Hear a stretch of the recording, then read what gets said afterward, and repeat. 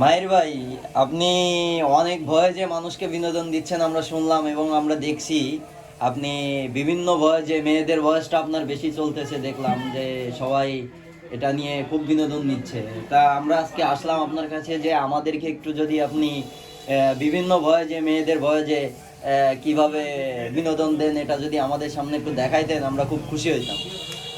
অবশ্যই এটা দেখাবো। আর সব থেকে বড় কথা হচ্ছে ইদানিং যে আমাদের প্রফেশন, এই যে আমাদের ছেলেবেলে গুলো আমাদের বয়সী, তারা কিন্তু অনেকভাবে ঠকে যাচ্ছে। হ্যাঁ, হ্যাঁ। ফোনে, মোবাইলে, ফেসবুকে, হোয়াটসঅ্যাপে বিভিন্ন প্ল্যাটফর্মে যে ঠকে যাচ্ছে, অনেক টাকা খাওয়াচ্ছে।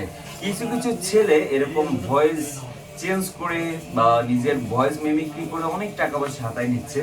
তো বিভিন্ন ধরনের ভয়েস শোনাবো। ফার্স্ট অফ অল মেয়েদেরটা শোনাই। জি, জি। তো যেভাবে তাদের ফোনের কনভারসেশন গুলো হয়, তো সাপোজ একটা ছেলে যখন কথা বলে হ্যালো আসসালামু আলাইকুম, বিপরীত দিক থেকে একটা ফোনে একটা আওয়াজ আসতেছে, হ্যালো, আসসালামু আলাইকুম, কেমন আছেন?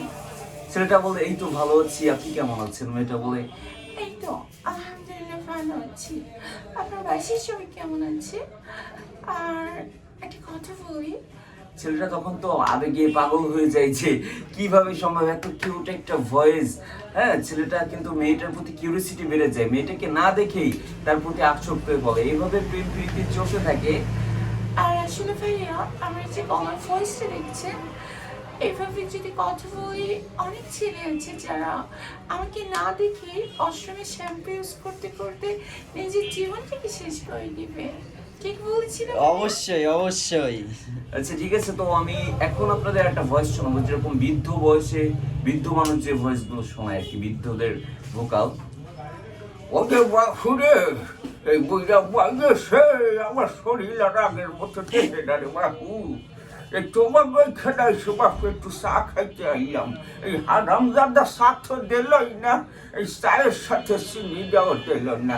ভাবলাম বৈশাখ এই বয়সে বিড়ি মিড়ি খামু, মাদারের বাচ্চা সে বিড়ি দেওয়া দিল না। হ্যাঁ, বিড়ি হয়েছে ড্যাম দোহানদারি করে না মোর রম্বাটা ছেড়ে বাজানে একটু বুঝাইয়া কম দেখি।